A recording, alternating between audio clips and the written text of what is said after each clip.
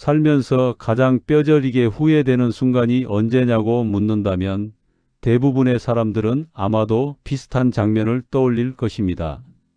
어느 날 저녁, 오랜 지인과 마주 앉아 차를 마시거나 술잔을 기울이며 그만 입이 열려버린 순간, 수입이 얼마인지, 아이가 요즘 어떻게 지내는지, 예전에 그 힘들었던 일이 어떻게 됐는지를 털어놓고 나서 집에 돌아오는 길에 갑자기 등골이 서늘해지는 그 느낌. 말하지 말았어야 했는데 그 말이 가슴 속에서 메아리처럼 맴도는 밤이 있습니다. 그리고 예감은 종종 현실이 됩니다.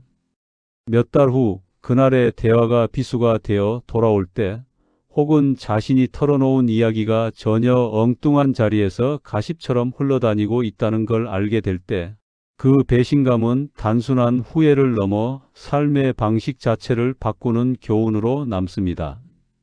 우리는 어릴 때부터 솔직한 것이 미덕이라고 배웁니다. 거짓말하지 말고 숨기지 말고 있는 그대로를 말하는 것이 올바른 사람의 자세라고.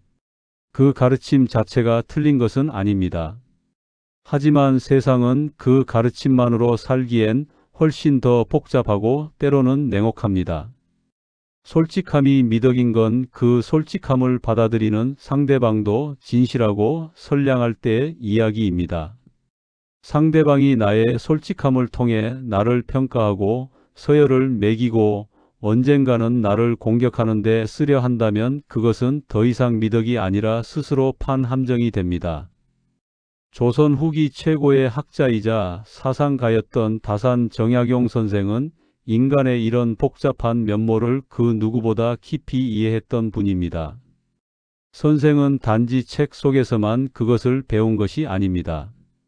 40대 초반의 정치적 격변 속에서 전라남도 강진으로 유배를 떠나 그곳에서 무려 18년이라는 세월을 보내야 했습니다. 한때 왕의 총애를 받으며 함께 나라시를 논하던 이들이 하루아침에 등을 돌리고 과거의 사소한 말 한마디를 끌어다가 반역의 증거로 삼으려 했습니다. 가장 가깝다고 여겼던 이들이 사석에서 나눴던 이야기를 권력 앞에서 스스럼 없이 내뱉는 것을 선생은 두 눈으로 목격했습니다. 그 기나긴 유배의 세월은 선생에게 인간의 본성과 관계의 속성에 대한 혹독하고도 정밀한 수업이었습니다. 선생은 아들들에게 보낸 편지에서 이렇게 말씀하셨습니다. 군자는 입을 무겁게 하여 스스로를 지키고 타인의 천박한 호기심에 내 영혼을 팔지 않는다. 이 짧은 문장 안에 선생이 평생을 통해 깨달은 인간관계의 본질이 담겨 있습니다.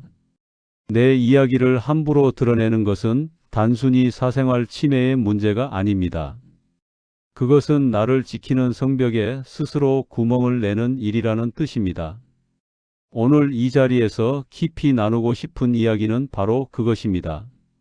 누구를 만나든 어떤 자리에서든 어떤 질문을 받더라도 절대로 답해서는 안 되는 세 가지 영역이 있습니다. 이 세 가지를 왜 지켜야 하는지, 그리고 어떻게 우아하게 피해갈 수 있는지를 오늘 아주 깊이 있게 풀어보겠습니다. 이 이야기가 끝날 때쯤 타인의 무례한 호기심으로부터 스스로를 품격 있게 지키는 방법을 손에 쥐게 되실 것입니다.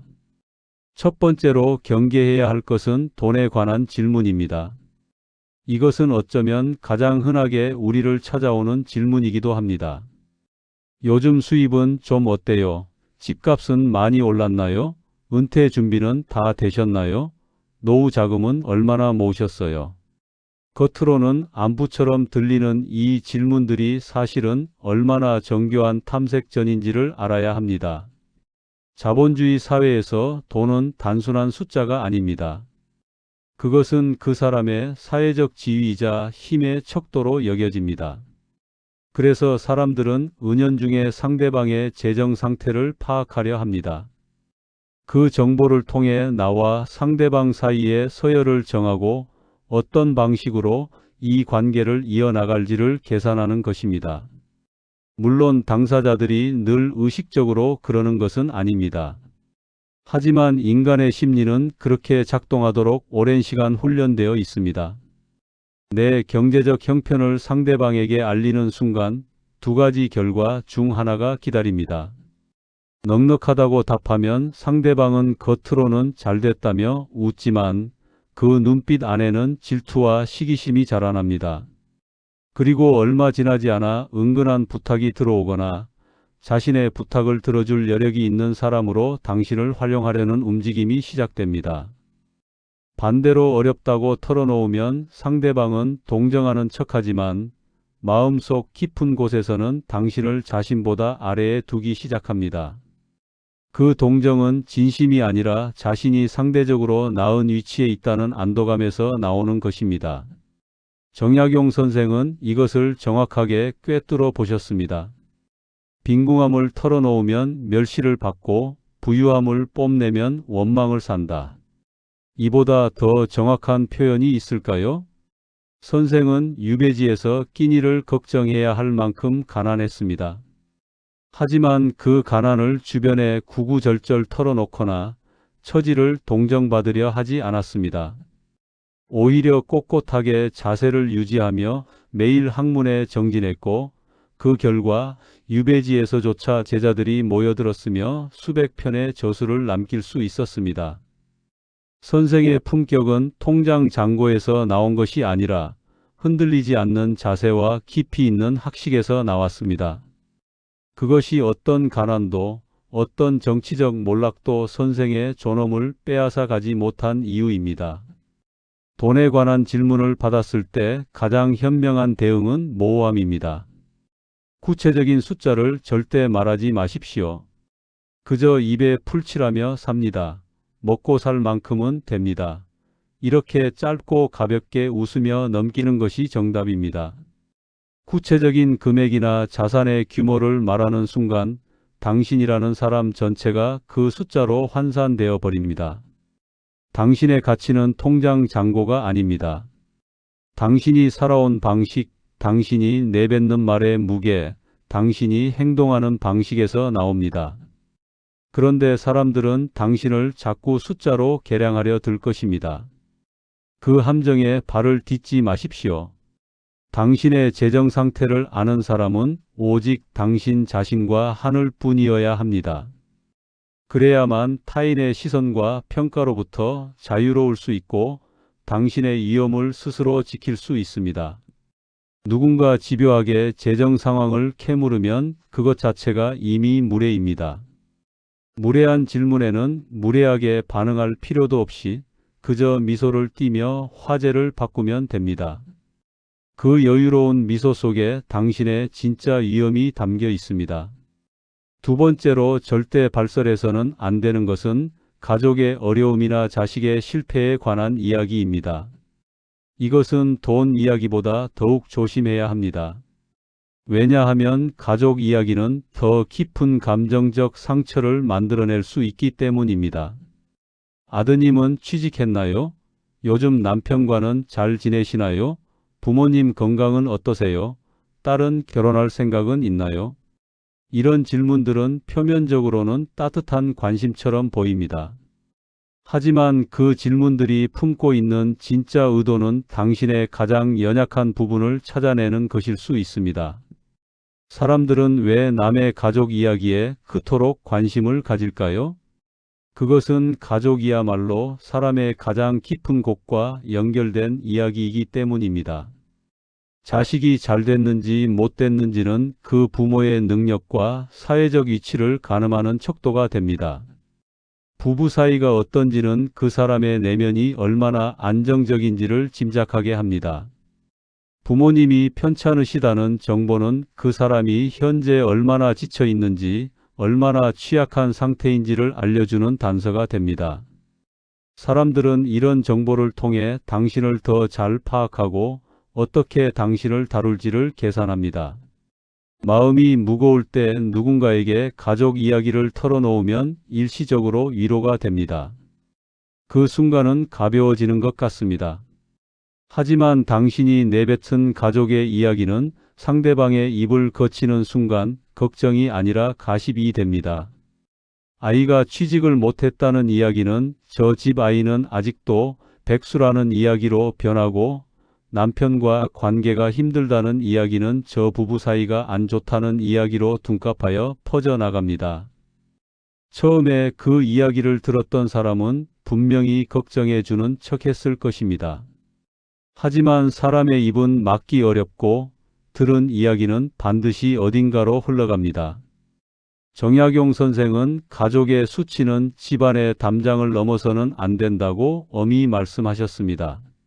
선생은 유배를 떠나 있는 동안 가문이 몰락하는 고통을 겪었습니다. 아들들은 과거 시험조차 볼 수 없었고 형제들은 연이어 유배를 당했으며 재산은 뿔뿔이 흩어졌습니다. 이 모든 고통 속에서도 선생은 마을 사람들에게, 지인들에게 가족의 아픔을 구구절절 드러내지 않았습니다. 대신 아들들에게 편지를 보내 스스로를 단속하고 학문을 게을리하지 말고 때를 기다리라고 타일렀습니다. 가족의 고통을 가족 안에서 사귀며 더 단단해지는 방법을 선택한 것입니다. 남에게 가족의 약점을 말하는 것은 상대방에게 당신의 목을 칠 수 있는 칼자루를 쥐어주는 것과 같습니다. 관계가 좋을 때는 그 칼을 쓰지 않겠지만 한번 갈등이 생기고 관계가 틀어지면 그 칼은 언제든지 당신을 향해 날아올 수 있습니다. 당신이 털어놓았던 가족의 사정, 자식의 실패, 부부 사이의 갈등, 이것들이 가장 치명적인 무기가 되어 돌아오는 순간을 겪어본 사람은 압니다. 그 상처가 얼마나 깊고 오래 가는지를. 자식이 시험에 실패했거나 사업이 어렵다면 그 아픔은 가족 안에서 보듬어야 할 영역입니다. 부부 사이에 힘든 시간이 있다면 그것은 부부가 함께 헤쳐나가야 할 내밀한 시간입니다. 그것을 타인에게 꺼내놓는 순간 당신의 가족은 그 사람의 안주거리가 되고 동정의 대상이 됩니다. 당신이 가족을 귀하게 여기고 보호할 때 세상도 당신의 가족을 함부로 대하지 못합니다. 누군가 가족의 안부를 집요하게 물어온다면 그저 다들 제 몫을 하며 잘 지냅니다. 라고 짧고 단호하게 끊으십시오. 그것으로 충분합니다. 더 이상의 설명은 필요 없습니다. 그 짧은 대답이 실은 가장 완전한 대답입니다. 당신이 아무것도 털어놓지 않을 때 상대방은 더 이상 파고들 틈이 없어집니다. 그리고 그 단단함이 결국 당신의 가족을 지킵니다. 세 번째로 절대 꺼내서는 안 되는 것은 과거의 상처와 지우고 싶은 실수들입니다. 그때 왜 그런 선택을 하셨어요? 예전에 그 일은 어떻게 됐나요? 그 사람과는 왜 헤어지게 됐나요? 그 사업은 왜 실패했어요?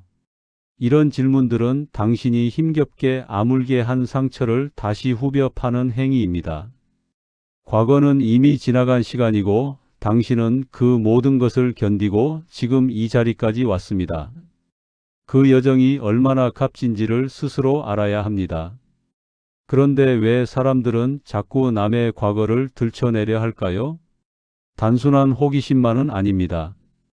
과거의 실수나 상처는 현재의 그 사람을 이해하는 가장 효과적인 열쇠이기 때문입니다. 당신의 과거를 알게 된 사람은 당신을 과거의 프레임 안에 가두어 버립니다.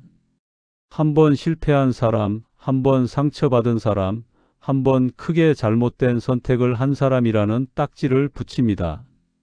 그리고 그것이 현재의 당신을 평가하는 기준이 되어 버립니다. 아무리 당신이 그 이후로 얼마나 성장하고 변화했는지를 설명해도 한 번 박힌 인식은 좀처럼 바뀌지 않습니다. 더 나아가 과거의 고통스러운 이야기를 나누면 관계가 깊어질 것이라는 착각이 있습니다. 진솔한 이야기를 함께 나눴으니 이제 우리는 더 가까워졌다는 느낌. 하지만 그것은 착각입니다.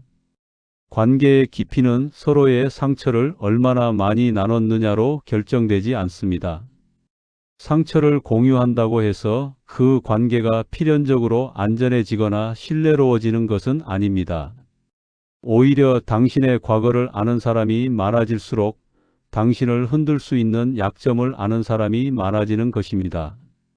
정약용 선생은 신독이라는 개념을 평생 강조하셨습니다. 홀로 있을 때조차 자신을 삼가며 내면의 질서를 세우는 것. 선생은 자신의 과거 실수나 정치적 잘못을 타인에게 고해성사하듯 털어놓으며 용서를 구하려 하지 않았습니다. 대신 스스로 반성하고 그것을 글로 써내려가며 스스로를 치유했습니다. 목민심서, 경세유표, 흠음신서.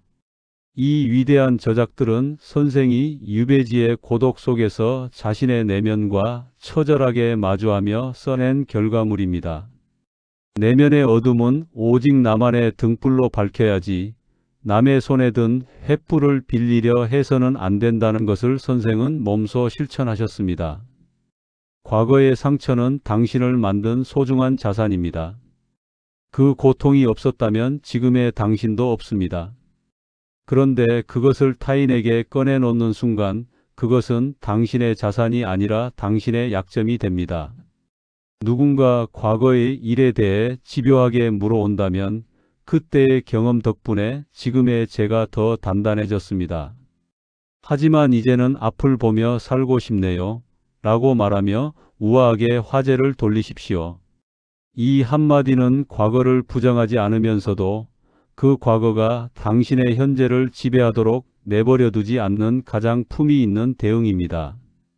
당신이 스스로 자신의 과거를 존중할 때 어느 누구도 감히 그것을 비웃거나 무기로 삼지 못합니다. 이제 한 가지 근본적인 질문을 던져봐야 합니다. 그렇다면 왜 우리는 이런 질문들에 자꾸만 대답하게 되는 걸까요? 거절하면 관계가 어색해질까봐, 나를 차갑고 까칠한 사람으로 볼까봐, 질문에 대답하지 않으면 무언가 숨기는 것처럼 보일까봐. 이런 걱정들이 우리로 하여금 하지 말아야 할 말을 하게 만듭니다. 이 걱정의 뿌리에는 착한 사람으로 보이고 싶다는 욕구가 있습니다. 그리고 그 욕구가 우리를 반복해서 상처받는 자리로 데려갑니다. 명심해야 할 것이 있습니다. 당신의 경계를 존중하지 않는 사람과 맺는 관계는 결코 건강할 수 없습니다. 진정으로 당신을 아끼는 사람은 애초에 당신이 곤혹스러워할 만한 질문을 던지지 않습니다. 상대방의 재정 상태를 파고들고 가족의 약점을 캐내려 하고 과거의 상처를 들춰내려 하는 사람은 당신을 아끼는 것이 아닙니다. 그는 자신의 공허함을 당신의 정보로 채우려는 것이고 당신을 자신보다 아래에 두고 싶은 것이며 나중에 쓸 나를 위해 당신의 약점을 수집하는 것입니다. 집요하게 사생활을 캐묻는 사람에 대해 한 가지 더 생각해 봐야 합니다. 그들이 그렇게 하는 이유는 그것이 통하기 때문입니다. 대부분의 사람들은 질문을 받으면 대답해야 한다고 느끼도록 훈련되어 있습니다. 침묵하거나 화제를 돌리면 신뢰라고 생각합니다. 그 약점을 파고드는 것입니다. 하지만 무례한 질문에 대답하지 않는 것은 무례한 행동이 아닙니다. 그것은 나라는 존재의 존엄성을 지키는 가장 품위 있는 행위입니다. 정약용 선생은 인간관계의 핵심을 경과 서로 보셨습니다. 경은 나 자신을 공경하는 것이고 서는 남의 처지를 헤아리는 것입니다. 많은 사람들이 서만 알고 경을 잊습니다. 남의 처지는 헤아리면서 정작 자신을 공경하는 데는 소홀합니다. 하지만 내가 나를 공경하지 않으면 남도 나를 공경하지 않습니다. 내가 나를 함부로 대하면 세상도 나를 함부로 대합니다. 자신을 공경한다는 것은 나에 대한 정보를 아무에게나 내어주지 않는 것, 나의 아픔과 약점을 함부로 드러내지 않는 것, 그리고 불편한 질문에 단호하게 선을 긋는 것입니다. 대답을 피하는 기술도 연습이 필요합니다. 처음에는 어색하게 느껴질 수 있습니다. 하지만 몇 가지 방법을 알아두면 큰 도움이 됩니다. 첫째는 흐릿하게 넘기는 것입니다. 구체적인 대답 대신 그저 허허 웃으며 인생이 다 그렇죠 뭐, 혹은 나이 들수록 모르는 게 더 많아지는 것 같더라고요 와 같이 두루뭉술하게 이야기를 다른 방향으로 흘려보내는 것입니다. 둘째는 질문을 돌려주는 것입니다. 상대가 곤란한 질문을 던졌을 때 그러는 당신은 요즘 어떠세요? 라며 역으로 물어보는 것입니다. 사람들은 대부분 자신의 이야기를 하고 싶어 하기 때문에 화제를 돌리면 자연스럽게 자기 이야기를 시작합니다. 셋째는 침묵입니다. 이것이 가장 강력한 방법이기도 합니다. 침묵은 때로 100마디 말보다 더 강력한 힘을 발휘합니다. 불편한 질문을 받았을 때 말문을 닫고 가만히 상대방을 응시하면 무례한 질문을 던졌던 사람은 점차 자신의 경솔함을 스스로 느끼게 됩니다. 그 어색한 정적을 두려워하지 마십시오. 그 정적이야말로 당신의 위험이 세워지는 순간입니다. 정약용 선생은 유배지에서 자신을 조롱하고 깎아내리려는 이들에게 화를 내거나 항변하기보다 깊은 침묵으로 응수하셨습니다. 그 침묵 앞에서 무례한 이들은 스스로 부끄러움을 느끼고 물러갔습니다. 설명하지 않아도 되는 것들이 있습니다. 해명하지 않아도 되는 것들이 있습니다. 침묵으로 응수하는 사람은 무례한 사람이 아니라 스스로의 무게를 아는 사람입니다. 여기서 한 가지 더 중요한 이야기를 해야 합니다. 말을 아끼는 것이 단지 스스로를 방어하기 위해서만은 아닙니다. 그것은 당신의 존재감을 더욱 깊고 묵직하게 만드는 일이기도 합니다.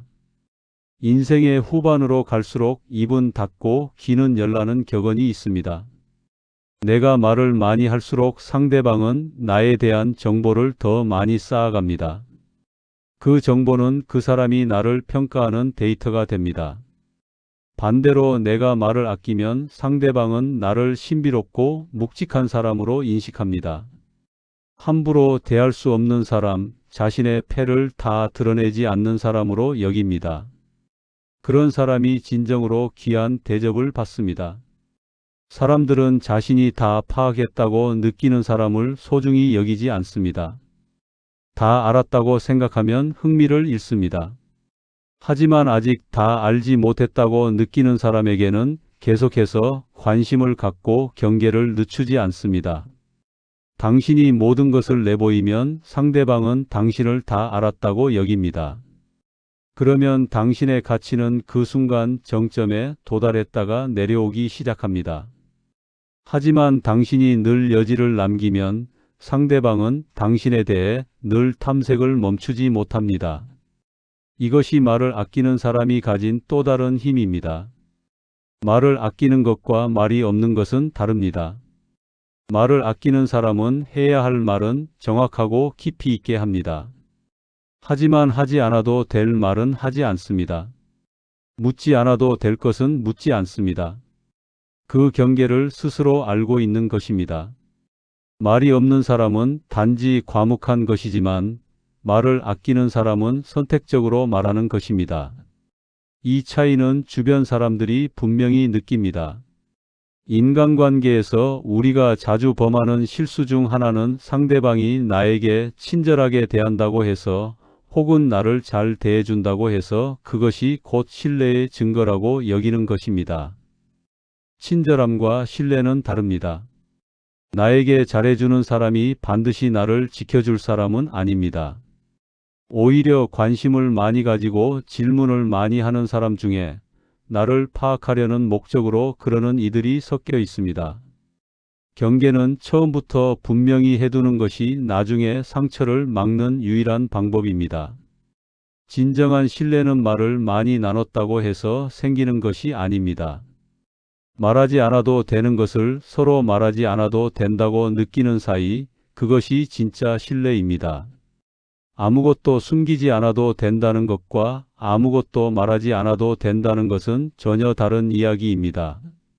아무것도 말하지 않아도 불편하지 않은 관계, 상대방이 나의 재정 형편을 묻지 않아도, 가족의 사정을 파고들지 않아도, 과거의 상처를 꺼내려 하지 않아도 편안한 관계. 그것이 진짜 좋은 관계입니다. 그런 관계를 만들어가기 위해서도 먼저 당신이 스스로에 대한 경계를 분명히 해야 합니다. 내가 어디까지 말하고 어디서 말을 멈출지를 스스로 알고 있어야 합니다. 그 경계가 명확한 사람은 상대방도 함부로 넘어오지 못합니다. 반대로 경계가 흐릿한 사람에게는 모두가 쉽게 들어옵니다. 경계가 없는 사람은 모든 사람의 것이 됩니다. 경계가 있는 사람만이 진짜 자신의 것이 됩니다. 이제 정약용 선생이 말씀하신 또 다른 가르침을 나누고 싶습니다. 선생은 사람을 볼 때 그가 무엇을 말하는지보다 무엇을 말하지 않는지를 보라고 하셨습니다. 진중한 사람은 자신의 좋은 것도 쉽게 드러내지 않고 나쁜 것도 쉽게 드러내지 않습니다. 그 무게감이 그 사람의 품격을 만듭니다. 인생의 연륜이 쌓일수록 함부로 말하는 사람보다 말을 아끼는 사람이 더 높은 곳에 서게 된다는 것을 선생은 수십 년의 경험을 통해 보셨습니다. 선생이 유배에서 돌아온 후 많은 제자들이 선생을 찾아왔습니다. 그들이 선생에게 매료된 것은 선생이 유창하게 많은 말을 했기 때문이 아니었습니다. 오히려 선생이 말 한마디 한마디를 얼마나 신중하게 골라 쓰는지 그 깊이와 무게가 제자들을 압도했습니다. 말이 적을수록 그 말의 무게는 커집니다. 당신이 말을 아낄수록 당신의 말은 더 소중하게 받아들여집니다. 세상이 복잡해질수록 인간관계가 더 빠르게 변할수록 우리는 더 많은 말을 해야 할 것 같은 압박을 느낍니다. 소셜미디어에서는 끊임없이 자신의 일상을 공개하고 자신의 생각을 드러내고 자신의 감정을 표현하는 것이 당연하게 여겨집니다. 하지만 그 흐름에 무분별하게 합류할 필요는 없습니다. 오히려 그 속에서 조용히 자신을 지키는 사람이 더 단단하고 오래갑니다. 당신의 정보는 당신의 힘입니다. 경제적 상황을, 가족의 내밀한 사정을, 과거의 상처를 함부로 내보이는 것은 그 힘을 헐값에 팔아버리는 것입니다. 당신이 그 힘을 스스로 지킬 때 타인은 당신을 함부로 볼 수 없습니다. 당신을 우습게 여길 수 없습니다. 당신이 스스로를 어떻게 대하느냐가 세상이 당신을 어떻게 대하느냐를 결정합니다. 오늘부터 하나씩 연습해 보십시오. 돈에 관한 질문을 받으면 그저 미소를 띠며 먹고 살 만큼은 됩니다. 하고 넘기십시오. 가족에 관한 집요한 질문을 받으면 다들 잘 지냅니다. 한마디로 끊으십시오. 과거의 상처를 들춰내려는 질문을 받으면 그 경험 덕분에 지금의 제가 있습니다. 하고 담담하게 돌리십시오. 처음에는 어색할 수 있습니다. 더 말하고 싶은 충동이 올라올 수도 있습니다. 하지만 그 충동을 이겨내는 연습을 반복하다 보면 어느 날 문득 당신이 훨씬 더 자유롭고 단단해진 자신을 발견하게 됩니다. 당신이라는 집에는 방이 많습니다. 손님을 거실에서 따뜻하게 맞이하고 차 한 잔 대접하며 편안하게 이야기를 나눌 수 있습니다. 하지만 안방까지, 서재까지, 당신의 가장 내밀한 공간까지 아무나 신발을 신고 들어오게 두어서는 안 됩니다. 거실에서 품위 있게 대접하고 돌려보낼 줄 아는 주인이 되십시오. 그것이 당신을 가볍게 보려는 이들의 입을 막고 당신의 진짜 가치를 지키는 방법입니다. 관계에서 상처받는 것을 두려워하지 않아도 됩니다. 하지만 상처를 예방할 수 있다면 당연히 예방해야 합니다. 그 예방의 첫 번째 방법이 바로 말을 아끼는 것입니다. 내가 내 이야기를 꺼내지 않으면 아무도 그것으로 나를 공격할 수 없습니다. 내가 내 약점을 보이지 않으면 아무도 그것을 무기로 삼을 수 없습니다. 이것은 냉소적인 처세술이 아닙니다. 이것은 자신을 아끼고 존중하는 성숙한 어른의 지혜입니다. 정약용 선생이 마지막으로 남기신 한 문장을 마음속에 깊이 새겨두시기 바랍니다. 무릇 사람이란 자신을 속이지 않는 데서 시작하여 남에게 속임을 당하지 않는 지혜를 갖추어야 한다. 자신을 속이지 않는다는 것은 내 진짜 가치를 안다는 뜻입니다. 통장 잔고로 나를 규정하지 않고 자식의 성공 여부로 나를 정의하지 않고 과거의 실수로 나를 가두지 않는 것입니다. 남에게 속지 않는다는 것은 내 경계를 지킨다는 의미입니다. 친절한 얼굴 뒤에 숨은 탐색의 눈빛을 알아보고 걱정하는 척 건네는 질문의 진짜 의도를 읽어내고 그 앞에서 흔들리지 않는 것입니다. 이 두 가지가 함께 갖춰진 사람은 세상에서 가장 단단한 사람입니다. 어떤 상황에서도 쉽게 무너지지 않고 어떤 사람 앞에서도 자신을 잃지 않으며 어떤 질문 앞에서도 당황하지 않는 사람. 그것이 바로 정약용 선생이 그 험난한 18년의 유배 생활 끝에 도달한 경지이며 오늘 이 자리에서 당신에게 드리고 싶은 가장 소중한 지혜입니다. 당신이 스스로를 귀하게 여길 때 세상 모든 이가 당신을 귀하게 대접하기 시작합니다. 오늘 하루 누구보다 당신 자신을 먼저 아끼고 보호하는 하루가 되시기를 진심으로 바랍니다. 영상이 도움되셨다면 좋아요, 구독 부탁드립니다. 시청해 주셔서 감사합니다.